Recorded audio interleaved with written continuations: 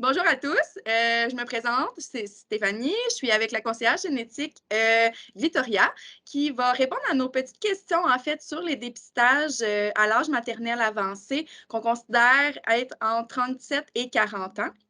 Donc, bonjour Victoria. Bonjour, enchantée. Nous allons débuter avec une question, donc, toutes les patientes peuvent se poser en début de grossesse, là. Donc, suis-je assurée d'avoir une grossesse à risque élevé de trisomie après l'âge de 40 ans? Une bonne question, on entend souvent là, pour ça. Donc, non, c'est pas quelque chose qui est assuré, c'est pas un 100%. Qu'est-ce qu'il faut comprendre? C'est que c'est un risque finalement qui augmente. Donc, notre probabilité d'avoir un enfant avec les trisomies augmente avec notre âge finalement. Donc, par exemple, pour la trisomie 21, c'est une des anomalies au niveau des chromosomes qui est la plus fréquente. C'est même environ une personne sur 770 naissances là, ben, dans la population vivante là, qui a une trisomie 21. Puis, toutes les patientes enceintes ont un risque d'avoir un enfant avec la trisomie 21, mais comme j'ai expliqué, c'est plus la femme enceinte est âgée, plus la probabilité d'avoir l'enfant avec la trisomie 21 est élevée. Donc, plus au niveau statistique, les probabilités, on peut s'attendre, par exemple, pour une patiente enceinte de 25 ans, sa probabilité d'avoir un enfant avec la trisomie 21 est estimée à environ une probabilité sur 1528. Si je fais un exemple pour une patiente de 30 ans, une personne sur 909, euh, une patiente de 35 ans, une probabilité sur 384, et puis finalement, pour une patiente de 40 ans, on peut s'attendre environ une probabilité sur 112. Donc, le risque est toujours présent pour toutes les femmes, c'est plus qu'il augmente avec l'âge. Puis, je tiens à préciser que si je fais l'exemple pour une probabilité sur 112 pour une femme de 40 ans, mais qu'est-ce que ça représente finalement, ce chiffre-là? C'est que sur 112 femmes qui sont enceintes âgées de 40 ans, une parmi celles-ci, finalement, aurait un enfant avec la trisomie 21. Donc, c'est tout à fait possible, de même à 40 ans, de ne pas avoir justement un enfant atteint d'une trisomie, là. Donc, c'est pour ça qu'on vient faire nos dépistages prénatals pour venir finalement réduire et venir préciser nos risques qui étaient uniquement, comme les chiffres que je vous ai mentionnés, c'était uniquement basé sur l'âge maternel seul, finalement. OK, parfait. Mais qu'est-ce qui fait, en fait, que le risque augmente avec l'âge? Ça, c'est plus quelque chose qui est associé à ce qu'on appelle, une erreur, aléatoire vraiment au niveau de là, la division des chromosomes quand il y a la conception d'un bébé. On appelle ça un phénomène de mécanisme de non-disjonction. C'est quelque chose qui est majoritairement pas quelque chose d'héréditaire. OK? Donc, faut d'abord comprendre là, que tout notre bagage génétique, toutes nos informations pour les maintenir en bonne santé, est contenu dans ce qu'on appelle des chromosomes. Puis, chaque être humain, dans le fond, on a 46 chromosomes là, dans toutes nos petites cellules. Donc, quand il y a la formation d'un bébé, qu'est-ce qui se passe? C'est que l'homme va donner finalement 23 chromosomes dans ses spermatozoïdes, la femme va donner 23 chromosomes dans ses ovules, puis ensuite, quand il y a la fécondation du spermatozoïde dans l'ovule, ben, l'embryon formé en a 46 chromosomes. Donc, pas de trop et pas de moins. Qu'est-ce qui arrive? C'est que quand il y a une mauvaise séparation là, de ces chromosomes-là, c'est là qu'on peut donner un chromosome supplémentaire, par exemple, puis de là, ça peut nous donner une trisomie. C'est pour ça qu'on appelle la trisomie 21. Si on prend l'exemple, ben, ça voudrait dire qu'il y aurait trois chromosomes 21 à la paire de chromosomes numéro 21 au lieu de deux normalement. OK? OK. Cette mauvaise séparation-là peut arriver chez l'homme, chez la femme, mais c'est plus associé à un âge qui avance chez la mère, finalement. OK, parfait. Mais concrètement, c'est quoi une trisomie? Qu'est-ce Mhm. qu'on entend parler par ça? Oui, donc habituellement, on entend qu'est-ce qui est plus marqué, c'est vraiment une déficience qu'on parle intellectuelle. Donc, tous les enfants, toutes les personnes qui seraient atteints qui auraient la trisomie 21 vont vraiment présenter un retard cognitifs. Ils ont des traits aussi distincts, on peut plus les reconnaître là, dans leur groupe. Donc, on parle de caractéristiques faciales un peu plus. On peut voir, par exemple, des yeux un petit peu plus en amande, d'autres caractéristiques de visage, comme une langue un peu plus sortie, par exemple. Ça peut aussi augmenter le risque pour eux d'avoir des problématiques de santé autres associées, puis des malformations. Mais il faut comprendre qu'avec tout ça, c'est quand même des enfants qui vont avoir leur développement Oui, il va être plus retardé qu'un enfant qui n'aurait pas de trisomie 21, mais ça sera au bout du compte qu'ils vont suivre leur propre progression. Donc, tu sais, ils vont être en mesure à la fin de marcher, de courir, de socialiser avec les gens, vont être capables, tu sais, d'avoir des émotions profondes, mais c'est juste que ça sera plus retardé. Disons, ils auront leur propre courbe et ils peuvent être plus suivis ou non là, que d'autres enfants s'ils présentent d'autres problèmes de santé ou de malformation. Mais c'est pas quelque chose qu'on pourrait prédire non plus, hein, d'une personne à l'autre. Ce qu'on le sait plus, c'est qu'ils vont tous avoir une déficience intellectuelle qui peut être, de légère, à, modérée ou profonde, finalement. OK, parfait. Bon, alors dans ce cas-là, quel dépistage est recommandé pour une grossesse d'âge maternel avancé? Donc, quand on parle de, âge maternel avancé, comme tu avais Mmh. bien dit là au début, donc faut un petit rappel qu'avant, on parlait que l'âge maternel avancé, c'était avant 35, ben, passé 35 ans, pardon. Maintenant, c'est plutôt un seuil là, entre 37 40. Puis, qu'est-ce qui est recommandé actuellement? C'est que pour les patientes qui seraient à 40 ans à l'âge d'accouchement, ça serait de commencer directement par un test d'ADN fœtal de première intention. Donc, c'est le type de dépistage, pardon, l'ADN fœtal qui est plus recommandé chez elle ou chez aussi des patientes qui auraient eu, par exemple, un antécédent déjà d'un enfant avec une trisomie ou qui auraient eu besoin là, à la suite d'une consultation en génétique, par exemple. Donc, pour le test d'ADN fœtal, c'est quoi finalement? C'est une prise de sang qui est non invasif. Ça se fait à partir de la 10e semaine de grossesse. Et qu'est-ce qu'ils vont rechercher finalement dans le sang? C'est une fraction d'ADN fœtal. Donc finalement, c'est un petit peu d'ADN fœtal placentaire qui est en libre circulation dans le sang de maman. Il y en a à peu près le 5-10. Puis qu'est-ce qu'ils viennent faire avec cette prise de sang-là? C'est d'aller récupérer finalement cet ADN fœtal, puis essayer d'aller compter, est-ce qu'on a plus de chromosomes 13, 18, 21, ça pour montrer un risque élevé de trisomie ou au contraire un risque faible de trisomie. Donc ça, c'est vraiment de façon générale. On peut le faire à partir de la 10e semaine de grossesse parce que c'est vers la 10e semaine qu'on est censé avoir un certain minimum de fraction fétale dans le sang pour pouvoir faire le test. Donc ça, c'est le Fait que principe général pour, le test par analyse ADN fœtal libre circulant qu'on appelle, donc le fameux NIPT.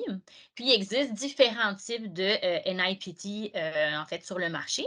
Il existe bien sûr l'option dans le public, donc on appelle ça le TGPNI, donc le test génomique prénatal non invasif. Les patientes qui auraient 40 ans à l'accouchement ou ayant un antécédent justement de, trisomie, pourraient bénéficier directement de cette prescription-là dans le public. Sinon, il existe bien sûr pour toute autre patiente là, qui peuvent le faire décider dans le privé. Il existe plusieurs compagnies. Donc, par exemple, ici à la Clinique OVO, on utilise le test d'ADN fœtal qu'on dit de type Harmonie. Peu importe tous les types d'ADN fœtal qu'on fait, c'est le même principe finalement. C'est les dépistages qui vont permettre le meilleur taux de détection finalement pour réduire le risque au niveau des trisomies. OK? L'ADN fœtal, c'est le test qui est le plus précis. Si je fais un exemple ici, par exemple, avec le Harmonie, qui est un petit peu la même chose au niveau là, de tous les types de cliniques privées, le taux de détection pour la trisomie 21, on parle de plus de 99 finalement. Donc, ça voudrait dire que finalement, s'il y aurait 99 sur 100 femmes, par exemple, qui auraient une grossesse atteinte de trisomie 21, ben, on est capable de la détecter plus de 99 fois à ce moment-là. OK? Donc, c'est un taux de détection qui est quand même très, très haut finalement et qui est quand même sensible pour tout le type d'ADN fœtal. De notre côté, ça prend à peu près 6 à 11 jours ouvrables d'avoir un résultat et ça en coûte 525 pour cette portion-là. Il y a certaines assurances qui peuvent aussi peut-être le couvrir, donc ça serait à voir avec les assurances privées, là, par exemple.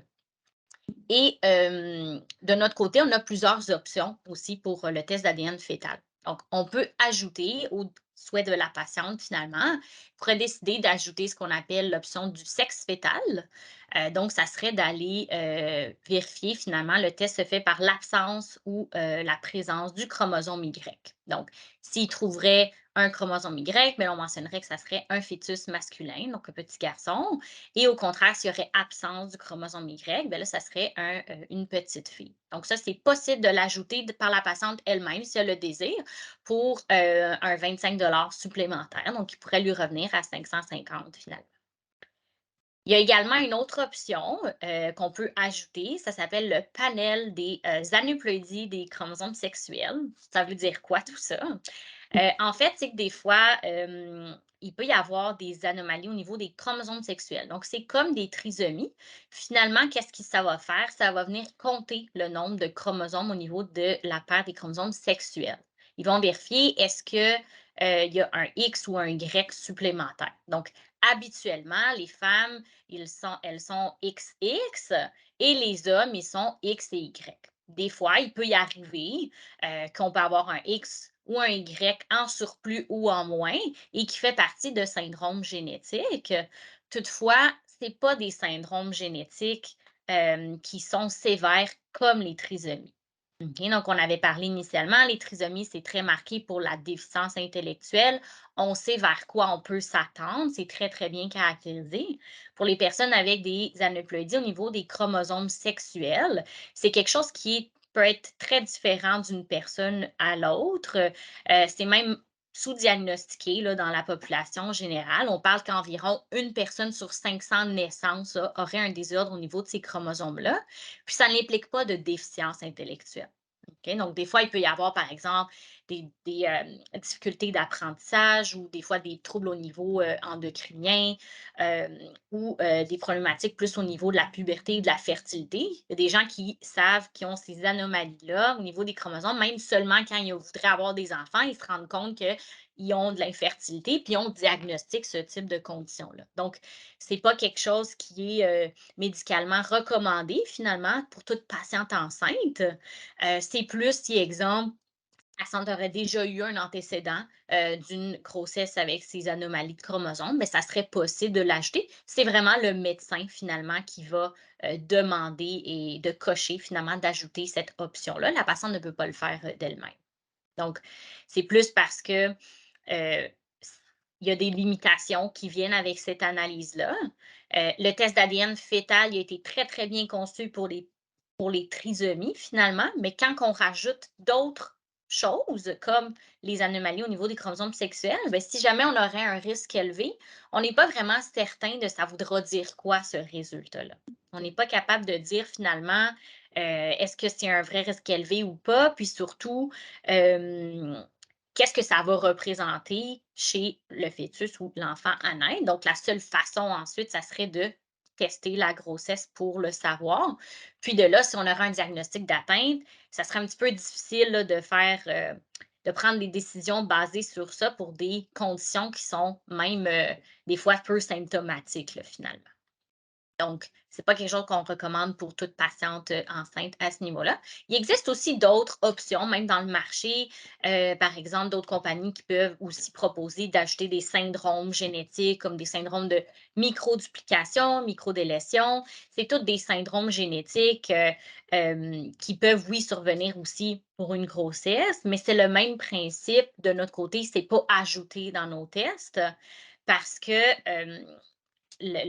on n'a pas une bonne valeur prédictive de l'analyse derrière ça. On n'est pas certain non plus qu'est-ce que ça voudra dire si on a un risque élevé par rapport à ça. Donc, ça devient plus des situations difficiles à prendre là, par après dans un cas de risque élevé.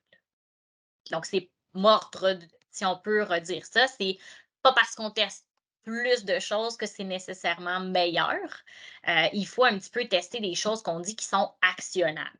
D'accord? Donc, c'est comme au niveau des trisomies. Nous, on se focus vraiment sur les 3 trisomies, la 13, la 18 et la 21, parce que ce sont les seules 3 trisomies, finalement, qui peuvent être viables pour une grossesse.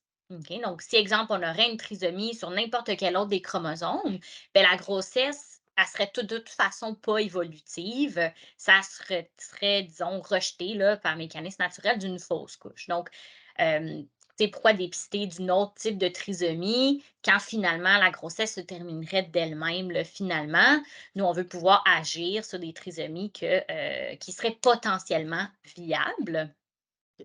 Cela dit, au niveau de la trisomie 13, 18 et 21, on entend beaucoup plus parler seulement de la trisomie 21 parce que c'est celle qui est le plus souvent à terme, finalement. Pour la 13 et la 18, elles sont plus sévères. La majorité ne vont non plus pas se terminer là, et se rendre à terme, mais ça serait un potentiel. Si jamais ça arrive pour une grossesse, ça serait quand même des décès très rapides. Donc, ce sont les 3 seuls qu'on dirait qui sont actionnables à ce niveau-là. OK, parfait. Donc ça, c'est, de notre côté. Il y a aussi l'option, en fait, pour le test d'ADN fœtal, c'est possible de, le faire pour des grossesses gémellaires, donc ayant 2 fœtus. À ce moment-là, si on a un risque faible de trisomie, ben ça vaut pour les 2 fœtus et si jamais on aurait un risque élevé, la seule limitation, c'est qu'on sait que c'est pour minimum un des 2 fœtus. Donc à ce moment-là, il faudrait faire un test plus invasif pour les 2 pour s'assurer finalement est-ce que c'est les 2 ou seulement un des 2 s'il y a des décisions à prendre là, par après. Et au niveau du sexe fœtal, ça fonctionne également pour, les grossesses gémellaires. Donc finalement, si on aurait un résultat de, féminin, ça voudrait dire que les 2 fœtus sont filles. Si et le résultat mentionne masculin, ça veut dire qu'il y a minimum un des 2 fœtus finalement qui est garçon, mais on ne pourrait pas savoir si c'est garçon-garçon, garçon-fille. Donc à ce moment-là, ça serait vu bien sûr là, par l'échographie de morphologie là, à 20 semaines. OK. Il existe aussi, comme j'avais expliqué, le test au public, donc l'ADN fœtal au public aussi. Ça, c'est sous prescription et c'est fait dans les centres hospitaliers, donc les CLSC, donc tout au niveau public. Hem, le taux de détection, c'est quand même assez similaire, puis les délais, c'est aussi. Mais il n'y a pas possibilité d'ajouter d'autres types de panels. C'est que pour les trisomies 13, 18 et 21 à ce niveau-là. OK. Donc, on a un résultat certain à 100 avec l'ADN fœtal, au fond. C'est pas un certitude à 100 mais on n'est pas loin. Donc, en fait, quand on parle de dépistage, même avec l'ADN fœtal qui est très, très précis, ça demeure qu'un dépistage. Dans le sens où il y aura 2 types de résultats. Si on tombe dans le risque faible, bien là, à ce moment-là, le risque pour la trisomie 13, 8 et 21, le risque quand même d'avoir un enfant avec cette trisomie-là durant la grossesse, il est réduit. On parle qu'il est de moins de 1 sur 10 000. OK? Donc, ce n'est pas de zéro, mais c'est quand même significativement réduit. Puis c'est à ce moment-là qu'on est rassuré pour la grossesse, donc on continue le reste du suivi échographique régulier. Donc, c'est un risque qui est faible et qu'on est rassurant pour ça, mais il reste toujours ce petit risque résiduel qu'au bout du compte, oui, peut-être, est-ce que même si les échographies sont toutes normales, peut-être qu'il y aurait naissance quand même d'un bébé avec la trisomie 21. C'est un risque résiduel qu'on appelle par rapport à ça. Et au contraire, pour un risque, élevé, oui, c'est une probabilité élevée que bébé puisse avoir la trisomie 21, mais c'est pas 100 non plus. Donc de là, c'est que des fois, les dépistages, ils se trompent. Ils peuvent montrer des, faux positifs qu'on appelle. Donc on pense que le dépistage est élevé, donc que bébé a la trisomie, mais au bout du compte, bébé ne l'a pas. OK? Donc ça c'est des faux positifs. Puis la seule statistique qu'on pourrait un petit peu donner par rapport à ça, c'est, par rapport à l'âge de la mère. OK? Donc, on avait mentionné initialement que le risque augmentait d'avoir un enfant avec la trisomie 21 plus l'âge de la mère avance. Après, qu'est-ce que ça vient jouer dans les résultats pour ça? C'est comment on l'interprète, le résultat. Donc, si une patiente, par exemple, de 40 ans, elle aurait un risque élevé de trisomie 21, bien, je sais que pour ces patientes-là, le risque finalement que bébé a vraiment la trisomie 21, il est plus élevé qu'une patiente plus jeune, comme exemple de 25 ans. Donc, si je fais un exemple au niveau statistique, pour une patiente de 40 ans avec un risque élevé, trisomie 21, ça voudrait dire que son résultat est environ 87 de probabilité que bébé ait vraiment la trisomie 21, mais il y a quand même une possibilité, un petit pourcentage finalement, que le test s'est trompé puis que bébé n'a pas de trisomie. Mmh. OK? Donc, avant d'aller dans toutes type de décision d'interruption de grossesse, par exemple, on veut toujours aller le confirmer premièrement avec un geste invasif de diagnostic prénatal parce qu'il y a quand même une possibilité finalement que bébé n'ait pas de trisomie. Donc, même avec un risque élevé, il y a possibilité finalement qu'il se trompe. C'est au OK. même titre, par exemple, la patiente là, qui est un peu plus jeune, pour elle qui est par exemple de 25 ans, si elle aurait un risque élevé de trisomie 21, on peut s'entendre environ là, 33 de probabilité environ que son résultat soit un vrai résultat que bébé a une trisomie. Donc, pour elle, plus on est jeune, plus il y a des chances que ça soit un faux positif à l'analyse versus plus on est âgé, il y a plus de chances que ce soit un vrai positif. Mais dans les deux cas, la seule façon de trancher vraiment puis d'avoir la vraie réponse, ça sera des tests invasifs ultérieurement. OK. Qu'est-ce que ça implique, en fait, un diagnostic prénatal? Donc, c'est ça le fait de venir tester directement la grossesse pour avoir notre 100 notre certitude. Est-ce que finalement bébé est atteint ou non de trisomie? Fait que dans le fond, c'est la fameuse amniosynthèse. Oui, exactement. Oui. OK. Alors pourquoi ne pas commencer par la myosynthèse directement si, on a une grossesse d'âge maternel avancé? Parce que, en fait, quand on teste la grossesse directement, donc le geste est invasif, donc ça peut comporter justement un risque de fausse couche. OK? Donc, ce n'est pas proposé à toutes les patientes d'emblée parce que, comme on a dit, finalement, ça se peut que bébé n'ait pas de trisomie. Donc, pourquoi mettre à risque une grossesse si on n'est pas, dans le fond, avec un dépistage de risque élevé? OK? Donc, les gestes invasifs, c'est uniquement proposé dans le cas où on a un vrai résultat de risque élevé, pas seulement basé sur l'âge maternel.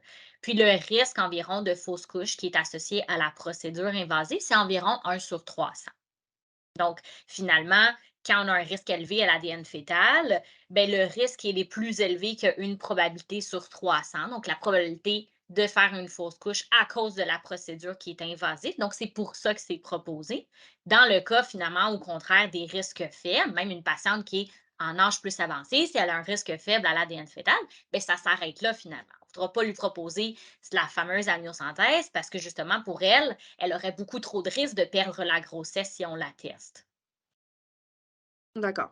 Donc la myosynthèse se fait ensuite à partir de combien de semaines? Puis avant ça, est-ce qu'on a recours à quelque chose d'autre que la myosynthèse avant, le nombre de semaines, précises pour la myosynthèse? Donc, effectivement, ça dépend de à combien de semaines de grossesse la patiente elle est au moment là, du résultat de risque élevé. Donc, la fameuse amniosynthèse, ça se fait à partir de la 15e semaine de grossesse et après. Donc, c'est ce qu'on appelle, ils vont rechercher en fait du liquide amniotique durant la grossesse par une ponction. Bien sûr, on ne teste pas le fœtus directement, là, on ne va pas le piquer. Tout est monitoré, c'est bien contrôlé pour vraiment seulement récupérer du liquide amniotique. Dans ce liquide-là, il contient justement les petites cellules de bébé. Et puis, c'est comme ça qu'on vient faire le test génétique au niveau des trisomies pour voir est-ce qu'il y a vraiment une atteinte, est-ce qu'on peut confirmer qu'il y a une trisomie pour de là ensuite soit proposer des décisions ou au contraire, bébé n'a pas de trisomie, on poursuit la grossesse finalement.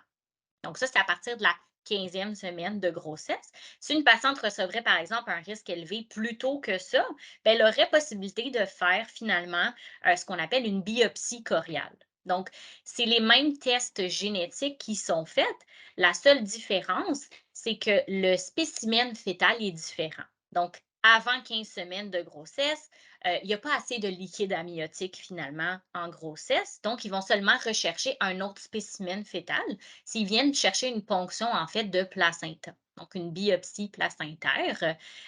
Puis, c'est à peu près les mêmes risques de fausse couche. Qu'on fasse la biopsie un peu plus tôt, ça se fait vers 11 semaines jusqu'à 13 semaines et 6 jours environ.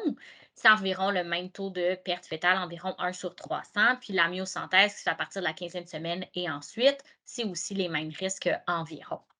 Puis dans ce 1 sur 300, finalement, on inclut toutes sortes de risques. Étant donné qu'on vient perturber la grossesse, hein, on vient euh, rechercher quelque chose de façon invasive, bien, il y a tous les risques qu'on appelle soit de perte, par exemple, de liquide amniotique, des infections, des saignements, mais c'est surtout le risque de fausse couche parce que si on vient la perturber, ben, il peut avoir bien sûr une contraction qui pourrait donner justement une fausse couche à ce niveau-là.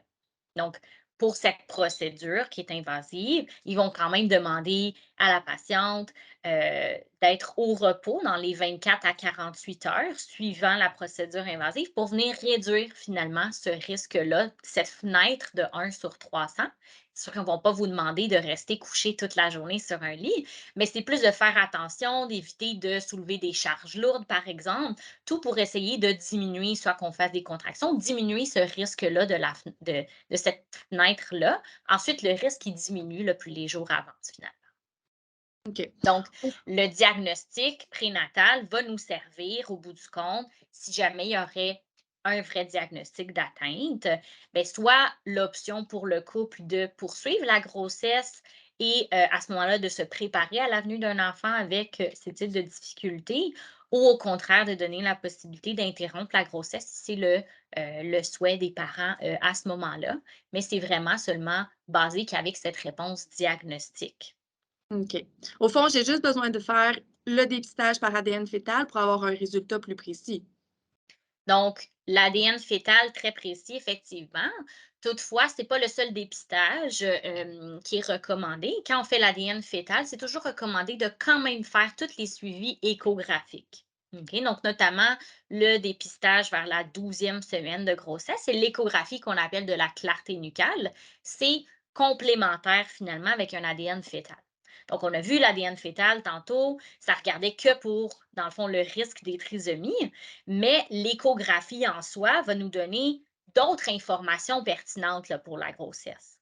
OK? Donc, si on regarde juste pour l'échographie en tant que telle, qu'est-ce que c'est pour l'échographie de la clarté nucale? Ça va regarder finalement l'épaisseur derrière la nuque du bébé. Il y a une certaine accumulation de liquide. C'est normal qu'il y ait cette accumulation-là, mais elle doit être plus petite que 3 millimètres pour qu'on soit considéré comme normal. D'accord? Donc, lorsqu'on aurait une clarté nucale normale, un dépistage faible risque, par exemple, ben, c'est tous des signes qui sont rassurants pour la grossesse. À l'échographie de clarté nucale, plus la clarté augmente, clarté nucale, ben, plus oui, ça fait augmenter le risque de trisomie, mais également, ça peut faire augmenter d'autres conditions génétiques, par exemple, qui pourraient ne pas être dépistées finalement par l'ADN fœtal.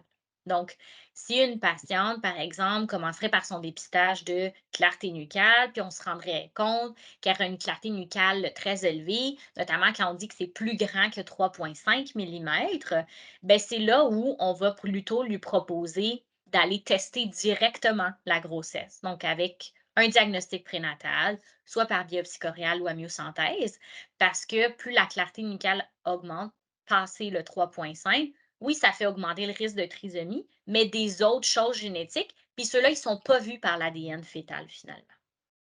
Donc, c'est plus recommandé à ce moment-là de faire l'échographie de la clarté nucale et avec la prise de sang en même temps pour voir notamment, ben, est-ce qu'à l'échographie, bébé et tous les membres sont présents? Est-ce qu'il n'y aurait pas des malformations? Est-ce que la grossesse est évolutive normalement? Puis ensuite, de là, si la mesure, elle est normale, ben oui, bien sûr, de poursuivre avec le dépistage d'ADN fœtal, ça sera le meilleur combinaison, en fait, pour des patientes plus de 40 ans à ce niveau-là.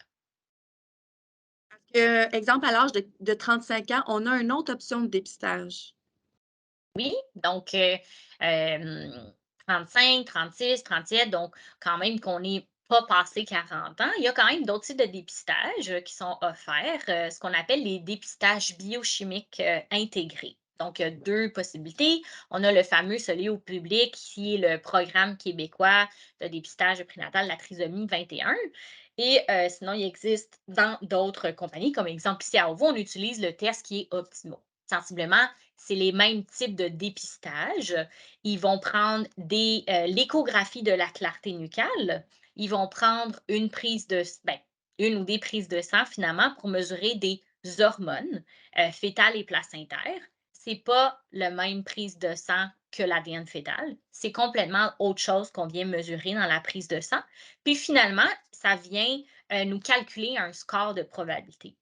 OK? Donc, c'est un algorithme mathématique. On a vraiment besoin pour ce dépistage-là l'âge de la patiente, ça vient prendre en compte toutes les mesures de l'échographie, donc la clarté nucale, si l'os nasal est présent ou il est absent, donc d'autres, la gestation finalement là, de la grossesse, et puis toutes les valeurs des hormones qui ont été mesurées dans la prise de sang pour nous donner un score de probabilité. De là, il y aura deux types d'options.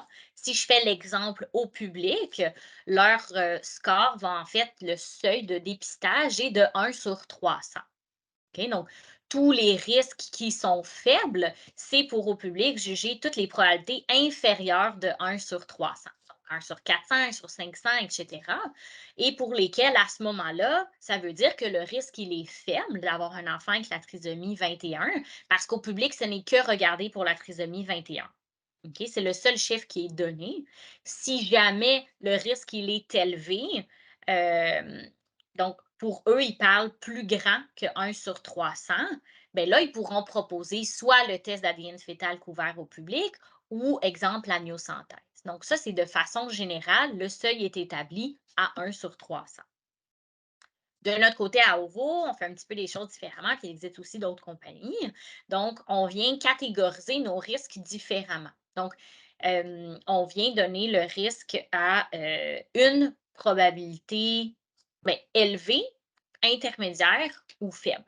Toutes les probabilités élevées sont plus grandes que 1 sur 300.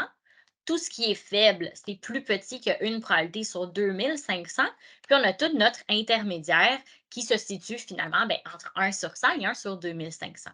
Ce qui est avantageux dans ce contexte-ci, c'est que pour toutes les patientes qui auraient un risque modéré ou élevé, donc plus grand qu'une probabilité sur 2500, elles auront accès gratuitement finalement à un deuxième test de dépistage qui est notre test d'ADN fœtal harmonie.